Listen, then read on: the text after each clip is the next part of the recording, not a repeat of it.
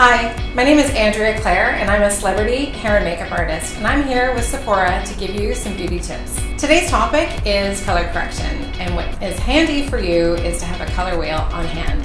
This way you can actually find the colors that you need to correct, go to the opposite, and there's your solution. I want to talk to you about brushes, because brushes are very important when we're applying our product. If you have a smaller area that you need to color correct, use a smaller brush. If you have a larger area that you need to color correct, use a larger brush. Using a synthetic bristle brush is better than a natural bristle brush because the natural bristles don't blend as nicely and you can actually wreck your brushes. So always synthetic when you're using liquids. The other thing that I like to point out is how you hold your brush. When people are applying their makeup, they tend to hold the brush near the bristles. What happens there is that it actually ends up being quite hard and dense with the lines and the product application.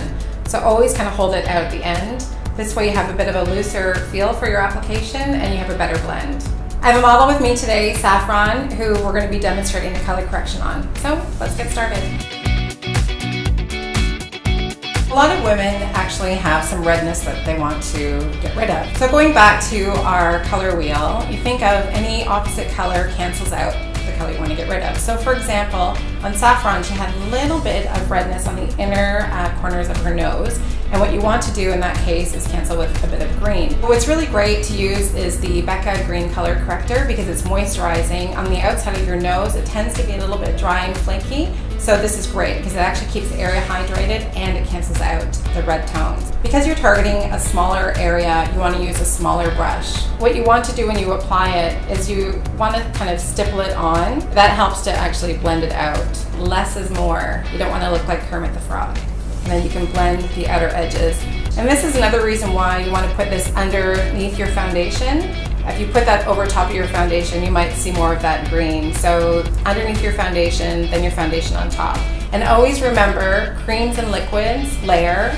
You don't want to do a cream, then a powder, then a cream, then a powder, because it can actually coagulate and pill and cause more of a disaster.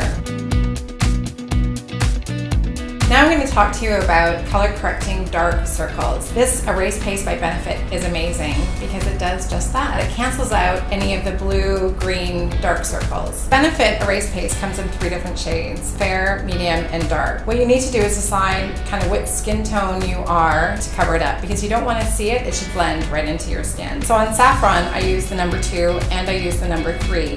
The number 2 I used underneath her eyes to cover up her dark circles. The number 3 we used on her forehead to kind of tone down the veins that she has, which of course are blue-green. The other thing that you want to do when you're using a color corrector is not apply too much. You shouldn't see it, it should just slightly blend into the skin. If you see the color corrector, you're applying way too much. And the best thing to do is kind of start from the middle, dot it across, covering the areas that you need to, and then blend it out with your brush. I prefer to stipple my color correctors and my foundations. I find it actually gives a nice finish to the skin. So just slightly tapping, that's your stippling motion, and blend it out. Next up on our color correction parade is Lavender. Lavender is great for color correcting dull skin that needs a little bit of brightness. This one by For Beloved One, you can actually use all over. It has a nice texture to it, blends right out, and just gives it that subtle glow that you would love to have for the day. If you're going to use this all over your face, I actually like to apply it to my fingertips, rub my fingertips together, and then blend it out. So what you do is just add a little bit on, and tap, tap, tap. It's a really great brightener. You can see it actually gives a nice glow to the skin.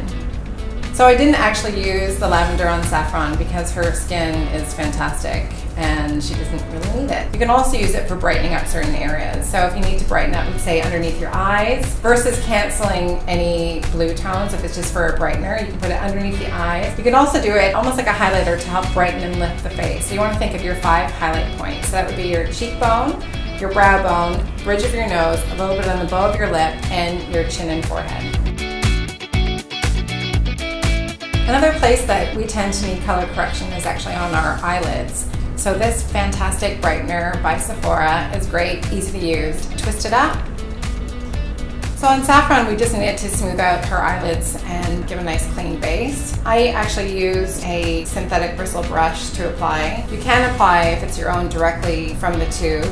And again, it's kind of like stippling it on. That's my big thing, pat and stipple, pat and stipple. Not too heavy because again, you just want to shear it out a little bit We're just evening out the texture. It's a nice texture because it'll help so your eyeshadows don't travel as well. Many fair-skinned women tend to have a little bit of purpley undertones underneath their eyes, so in which case sometimes the peach doesn't actually work to cover it up.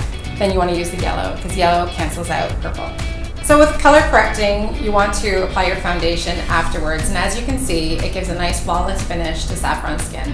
Thank you so much for watching. Please subscribe to the channel, and if you have any color correcting questions, please ask them below.